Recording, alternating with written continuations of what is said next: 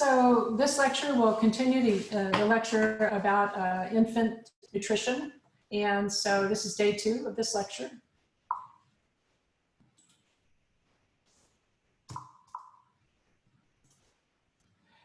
So first, I have a fun fact for you. I don't know if you can see this, but can you all see this?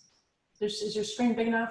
Here's what this is. This is a note or a little form that was given to my husband's mother after she had him.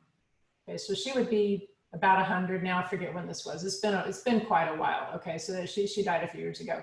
So my husband's name is not Boy, it's actually Greg, but Greg Fleury, he was born in 1951.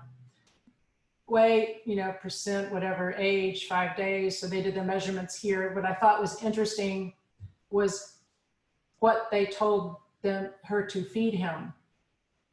Okay, so boil water 10 minutes, measure 12 ounces boiled water into a sterile jar, add 3 tablespoons of dextromaltose, so it's a sugar, right? 6 ounces of pet milk, that's that concentrated milk, like Carnation milk or pet milk, those are brand names. Pour 3 ounces of this formula into 6 bottles. Cover and sterilize them, and then feed when the baby's hungry. And then give sterile water 1 or 2 ounces twice daily between feedings. Okay, we've talked a little bit. We haven't really talked about what's in infant formula yet, but we've talked about breastfeeding. Just right off the top of your head, does this seem like it's going to be good enough? Didn't you say that water wasn't necessary because there's already water in milk? That's right. So the water's a bad idea. But look at absolutely. And what about the formula? How do you think this compares to breast milk, for example?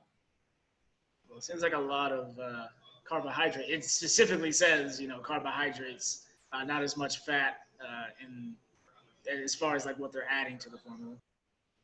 Yeah, and then okay, so we're going to look at infant formula in a minute, but remember breast milk, we talked about essential fatty acids and all the immune components and the things that affect the immune system. And there's so many things we talked about with breastfeeding. And today's formula is a lot more sophisticated than this was. This is almost enough to kill you. I mean, quite frankly, they diluted it enough so it's not just cow milk, but it's not missing. There's so many things that have happened, and he's 69 years old. There's so many things that happened in the past 69 years that we've learned about infant formula. There's a whole generation of people that were fed like this. Now, since I'm throwing him under the bus, I will say that he's one of the smartest people I know. So I wonder what he could have been like if he'd been fed some nutrients when he was little. He's a IBM executive. He's retired now. He's writing books about computers for fun. He has a robot running around the house for fun. That's his entertainment. So it worked. But my goodness. So let's see what's in formula now. So there's 2 things here. Purchase options and types. So formula, okay, first of all, standard infant formula content is required by law. So people can't add more of some. There's a few things they can change, like essential fatty acids and some probiotics and things like that. There's some things that they can add and advertise with, but the formula has to be adequate. It has to be nutritionally adequate. Protein, carbohydrate, fat, vitamins, and minerals. It's by law. So you can go in and buy the cheapest formula, and the nutrients will be there. Not what's in breast milk, but the nutrients will be there.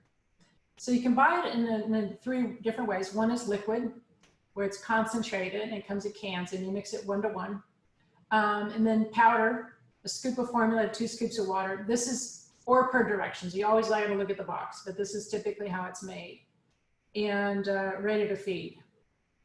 So this is when it's already in a bottle, it's already diluted, and so all you have to do is pop the top off and feed it to them and then throw it away. So, I mentioned the environment because I care deeply about these things, but if you think about all of this and how we got here to provide formula for people across the nation, across the world, how much we could change in terms of climate change and also supporting health if we could cut back on this. It's one of the worst things we do in terms of looking for resources, is growing the cattle takes a lot of water. They produce a lot of manure. We've got to do with that. We've got the bones of cows that have to be disposed of. We've got the foods that we prepare for the cows and so forth. So, and then the trucking of everything all over the country. So it's just interesting, but this is what it comes in. And having said this, I'm going to get off of my high horse about infant formula, because for people who cannot breastfeed or choose not to breastfeed, this is going to work in the United States. It's safe in the United States. It's not as safe as breastfeeding, but it's close. Okay, so we can call it nutritionally adequate. Oh wait, the types. We're going to talk about cow formula made from. It's not cow milk by itself, but cow milk is the base of that formula, and then soy. Some formulas are made with soy. Some are made with protein hydrolysates, which is a breakdown of proteins. Typically, they take cow milk and break it down into essential amino acids. And then there's some premature formula that's formulated a little different, because the needs of a premature baby are different than those of a mature baby. Okay, so let's take a breath here. Cow milk formula should be the first choice. So if you're not taking notes, put stars by this or something, because this is always a test question. You know, which of the following should be the first choice for a family that's going to be formula feeding their baby? Okay, with no other health conditions. Now, what they do, this table here compares or tells you what's in cow milk formula. The next slide, I'm going to kind of show you how it's made. So this is kind of like a recipe, if you think about it that way. So the calories are designed to mimic human milk. Human milk is 20 calories per ounce. And I mentioned this last time too, that what we know about infant nutrition is based on what an infant would get, an infant that is breastfed would get, the average intake. So this is basically the average intake, 20 calories per ounce. And so that's how they make formula. Protein, they take skim milk, because we don't want to use full fat milk, because you got to change the fat up. So they'll take skim milk, maybe powdered skim milk, maybe liquid skim milk, and then add some more whey protein. So you may end up with a little more protein than human milk because of this. But they're trying to get at that casein to whey ratio to make it more like human milk. So that's one thing. Another is changing the fats. All right, what is the quality of fat in cow milk formula? I mean, in cow milk. Isn't it saturated fat? Yeah, it's pretty high in saturated fat, right? You know that. So, you know, so that's that problem. So you don't really want to use cow milk fat here, because we are concerned about saturated fat for humans. So instead, the fats are added as a vegetable oil plus these guys. Do y'all know what these are? What's this? Arachidonic acid. What is it? Is it omega-3s and 6s? It's an omega-6 fatty acid. It's the long chain omega-6 fatty acid. It's in cell membranes. You get it from eating meat, for example. What's DHA or docosahexaenoic acid? And you should practice saying words instead of just reading them. It's better when you give a talk if you can say the word. So docosahexaenoic acid, where's that found? Fish. Yeah. What type of fatty acid is this? Omega-3. Excellent. It's an omega-3 fatty acid. These are both in the essential fatty acid groups for humans. These are the long chain ones, and I'll explain later why we have to do this. So I'll explain now, but I'll get to it later with pregnancy. We're not good at converting the short chain fatty acids like flaxseed oil into arachidonic acid. Humans aren't very efficient at it. So so during pregnancy, mom wasn't making that much, and so while they're consuming food, if mom was breastfeeding, they would get these in her breast milk if her diet was good. So we need to add them to formula. Up until the year 2000, these were not added in the United States. Japan and Germany were way ahead of us, but we didn't add long-chain essential fatty acids to infant formula until the year 2000. So it's interesting.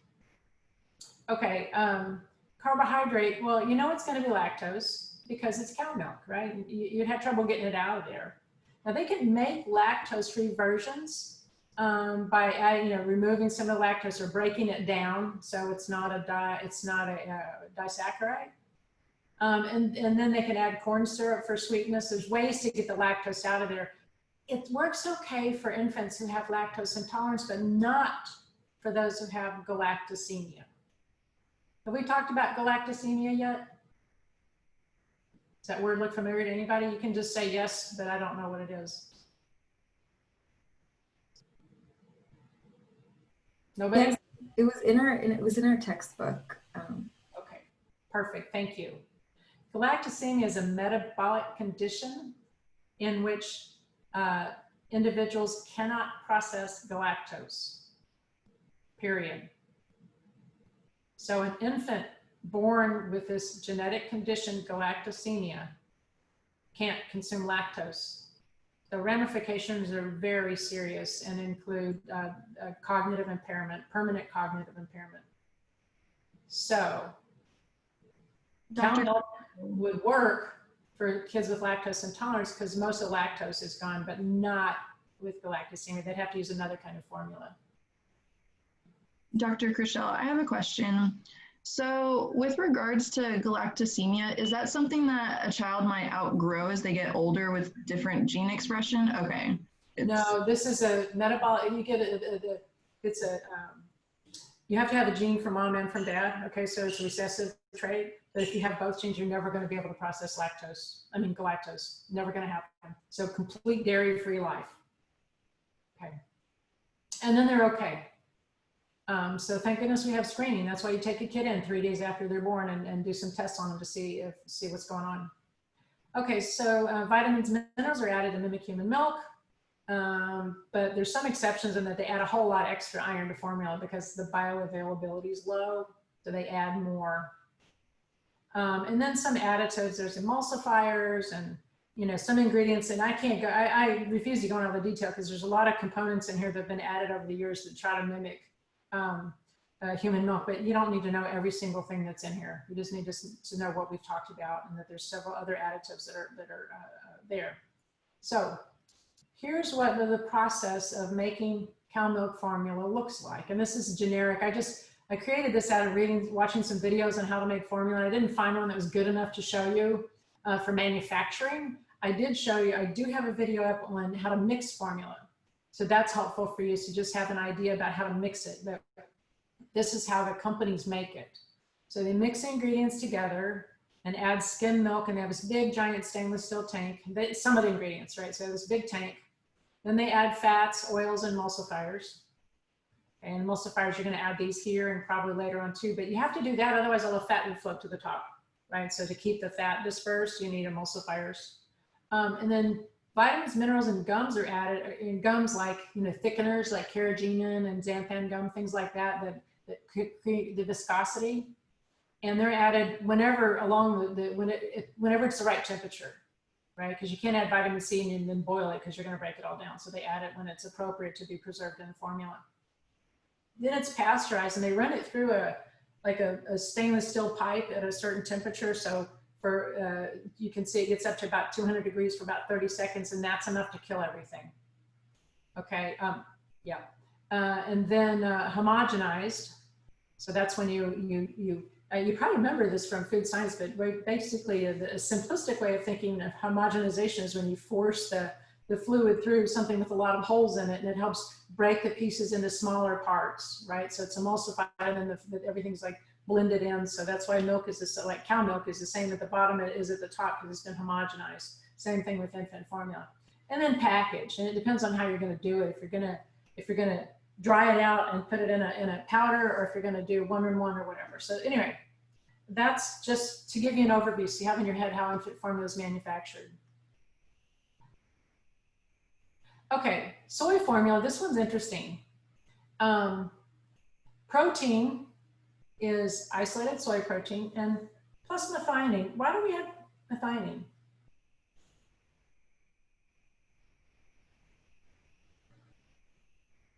What is methionine?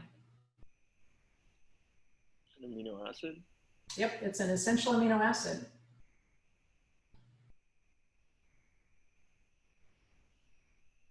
Do you remember anything about soy? Do we grow well in soy? Do you remember learning about that in intro? All right, let me address this. This is why I asked, I wasn't sure. So you've learned about complete proteins and incomplete proteins, right? And you've learned that in order to grow properly, you need all the essential amino acids. And you don't have to all come from the same food, they can come from different foods, right? And so you can eat a vegetarian diet and have enough essential amino acids as long as you vary it up. Soy is complete enough for adults. If this is your primary source of protein, it works well enough for adults.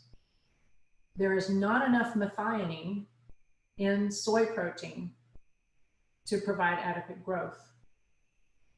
Do you remember the term limiting amino acid? Have y'all heard that before? So you didn't know when you were a freshman that somebody's going to come back and ask you these questions later. Okay, so methionine in soy is a limiting amino acid. It's not present in adequate amounts to provide for growth of infants. Okay, I'll say it again. It is an essential amino acid. It's also a limiting amino acid because it is not present in soy in adequate amounts to support the growth of children. Okay, so that's it about the protein. And what about the lipids? Looks familiar, right? Same thing we do for cow milk formula. And carbohydrate, is this going to have lactose? I sort of have the answer right here on the slide. It's stupid, but no, okay. It's not from cow milk. It doesn't have lactose. So corn syrup, glucose, and sugar. And I find this interesting because we need carbs. You know, carbs have a bad reputation, but everybody needs carbs. You know that, right? And so we need it for energy. But what bothers me about, in particular, corn syrup or sugar is that they're sweet. Glucose really isn't that sweet. Not everybody can taste it. So they need a source of carbohydrate. But man, if you drink a sweet beverage for the first 6 months of your life before you try anything, I wonder if that has an effect on, do you like broccoli later? Some studies show that kids that are breastfed do better with new foods because they get the flavors in the milk. And with infant formula, it tastes the same every day. However, kids grow on it. And then the minerals, they have to add extra iron and zinc. And I don't know if you remember this about soy, but soy has a phytates in it. And what that means is they bind minerals in the gut and they make the minerals less bioavailable. So if soy was your primary source of protein, you need to make sure you're getting good sources of iron and zinc because you don't absorb them as well. So they add extra amounts in formula to get around this problem. Okay, so the caution is interesting. First, do you remember what phytoestrogens are? Have you heard the term? Just say yes or no. Yes. I got a yes. I bet there's some no's too, but thank you. So phytoestrogens are estrogen-like compounds found in soy.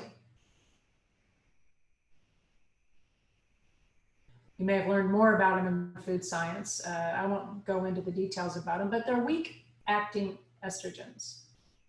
And there's always been an interest, you know, in does consumption of these estrogens affect health?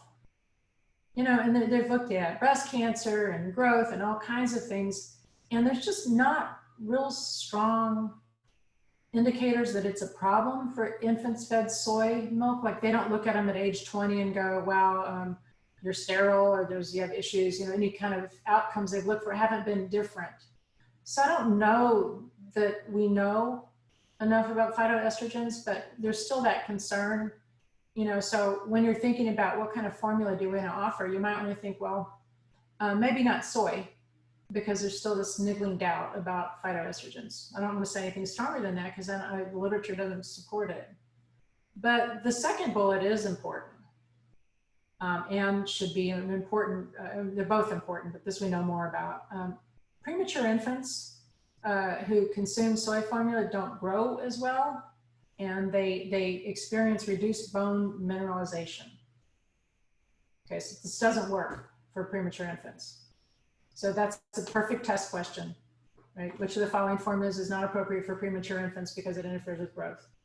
So if formula-fed infants can't tolerate cow milk formula, then the next best choice is hydrolyzed formula, not soy.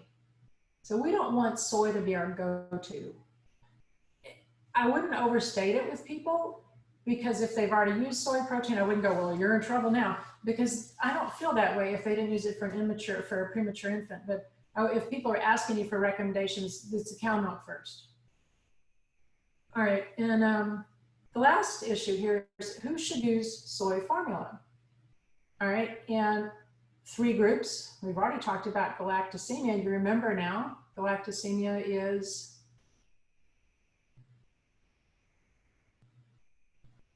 an intolerance to galactose.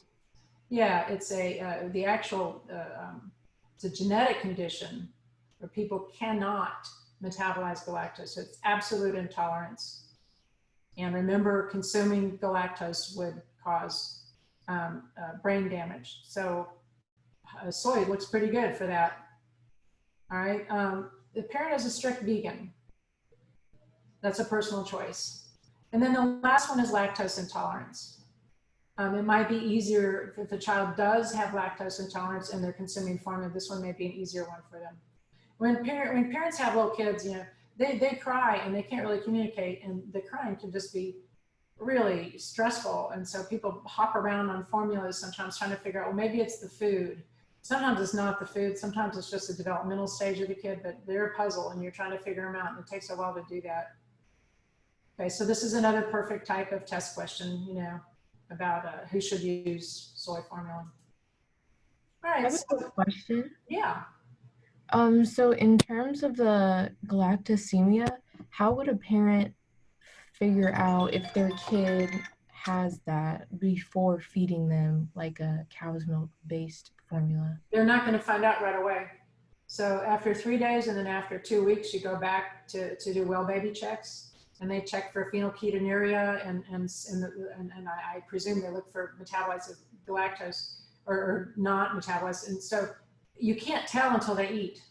So you got to let them eat something, because it's not going to show up till then. Okay, so you feed them for a little bit and then they do the blood test and then they can tell. So, but they do it quickly. I mean, it's 3 days or, you know, a week or two is going to be okay. A lifetime of exposure is not. It's a very good question. Okay, hydrolyzed and amino acid, these sometimes are the same type things. What they do is they take the protein and heat it up so much and treat it with enzymes so that you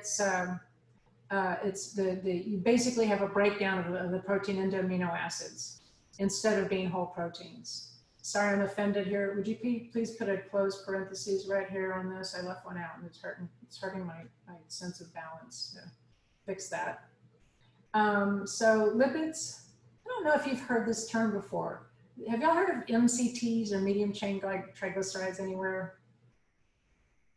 There's like a popular smoothie addition, which is an MCT oil. Yeah, that's pretty much right. So, you know, in diet, most of our diet is either long chain or short chain fatty acids. You remember that, like from dairy, you got your short chain fatty acids, and from vegetable oils, they're long chain fatty acids. So you learned in physiology how we digest these things, right? And so long chain fatty acids, you know, we take fats and we process them in the small intestine, and then we package them up. Do y'all remember the term lipoproteins?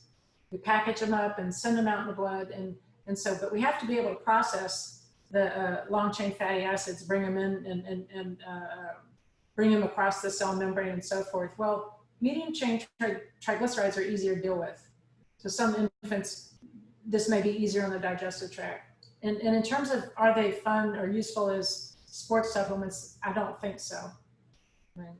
So I've never been convinced, except for infants, that they're that big of a deal, but it's been a while since I taught sports nutrition, so I'd have to look up the current stuff. All right, carbohydrate, not lactose, right? That's good. Recommended for infants that don't do well with cow milk formula. So this is really, if they just have an intolerance to it, then this is your go-to. Not soy. right? Soy be your last resort. Now, notice it doesn't taste good. Not palatable means it doesn't taste good. So that's interesting because we talked about, cow milk formula being kind of sweet. Well, this is going to be sweet too, but it's just the amino acids don't taste that good. If you've ever had a vitamin, and vitamins aren't even a good example, but you ever taken a pill like it, or you taste it and you're like, wow, that's weird. That's what amino acids taste like. If you just mix them up, they just are bitter, right? Some of them have a bitter taste. But what's interesting about this is that they like their own formula. So they'll thrive on this, they'll drink it. They won't go, wow, I know there's something better out there, because they don't know what's better out there. So they'll drink it. And then it affects what they like. So they tend to, infants that are fed these kind of bitter formulas may end up liking bitter produce more when they get older. So it's an interesting concept. So anyway, that's hydrolyzed amino acid formula. And then the last one I wanted to talk about is premature. Question, just to clarify, so hydrolyzed amino acid formula, that's still made out of animal protein, or is it vegan? Great question. It's going to say, and there may be some variety to this, but most of them, I believe, start with cow milk.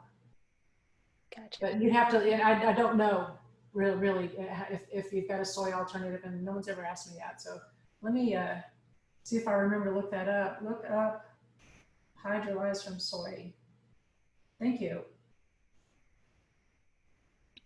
The idea is we shouldn't care because we break it all up into amino acids, but if you're vegan, you would care, right? So the source would matter. Okay, so premature formula. One thing is it's got more calories than human milk. That's because premature infants need to catch up with growth.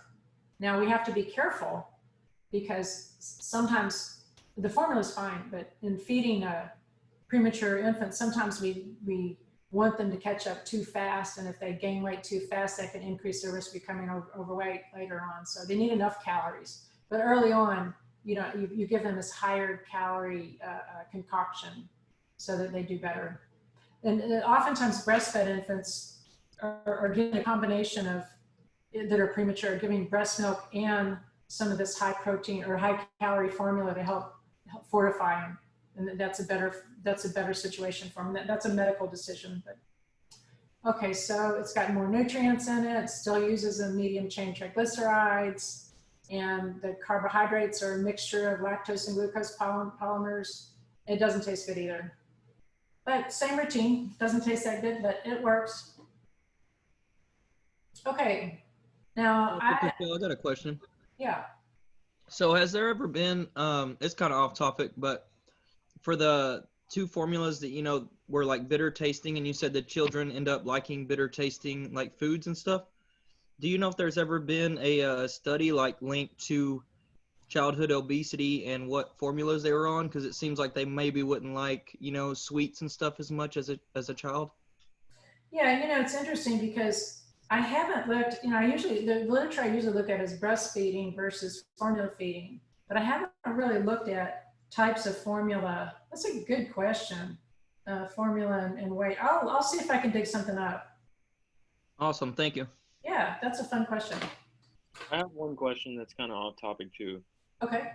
How do you feel about a mother being vegan and like all around and being healthy for the baby?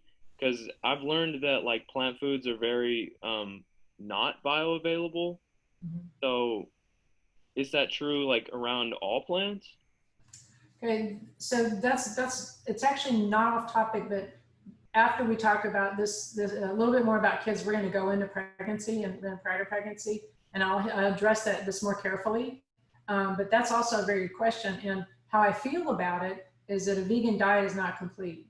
And the way I feel, the reason I support that is because we do need long chain essential fatty acids. And it's tough to get long chain essential fatty acids, omega-3 fatty acids, from a vegan diet. The only way you can do it is there's a type of algae that's been grown that produces DHA. And so if you take that DHA and use that as a fortifier, that's one way to get at that. But you have to eat a lot of it. And so there's that. And then also, there's going to be, depending on their diet, but your calcium, vitamin D may be a problem, depending on what you're leaving out, right? Protein can be okay, but like you mentioned, iron and zinc levels may not be high enough. So typically what people do is take a prenatal vitamin, and it's a vitamin mineral supplement. That pretty much works because it fills in those gaps. But I don't think, I think the most healthful diet there is a primarily vegetarian diet with small amounts of animal protein to help with the bioavailability of protein, and also to provide some bioavailable iron and so forth. So my personal diet's pescatarian because it's got omega-3s and also heme iron in it. And I was a vegetarian for many, many years because I think I talked about this at the beginning because of the animal rights issues. I have trouble with how we do that. I still do, but in terms of pregnancy, it's not ideal.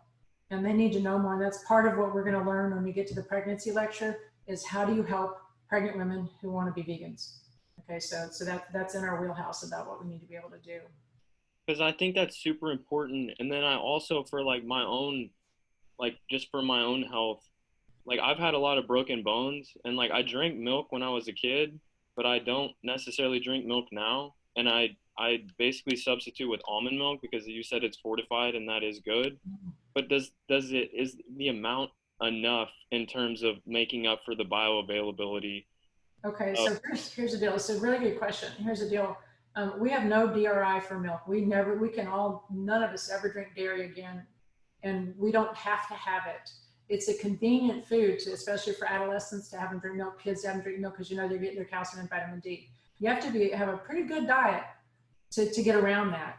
But so your diet would be affected by milk, but if you don't want to consume milk, then you need to be sure you have really good sources of calcium and vitamin D, and sometimes you need a vitamin D supplement because it's hard to get at that, right? So because milk is fortified. It does say that it has vitamin D and calcium.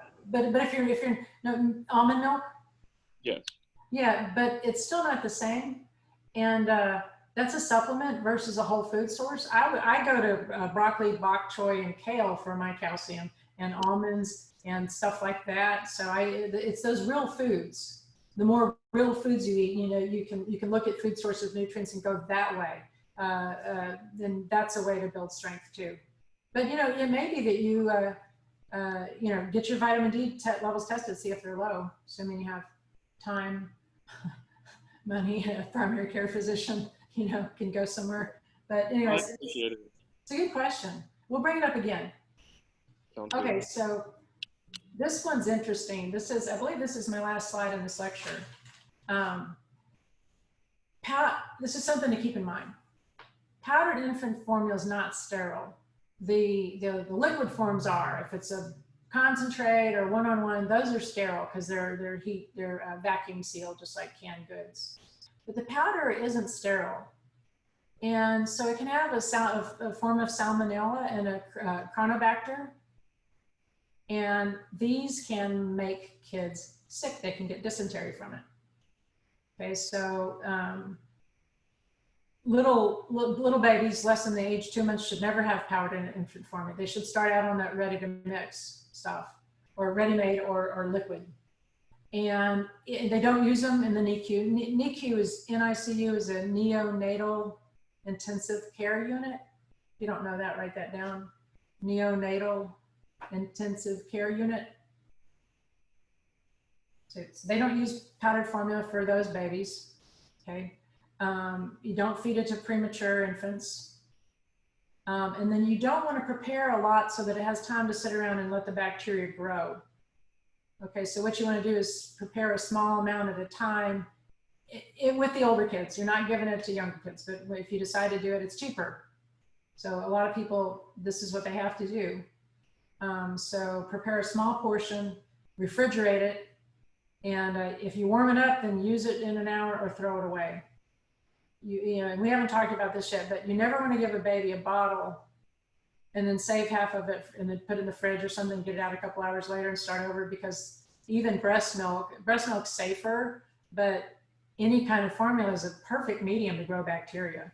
So breast milk actually has components in it that are protective, but You just don't want to do that. So once their mouth has been on something, you call it contaminated and it's done.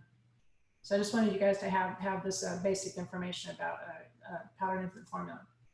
Okay, any more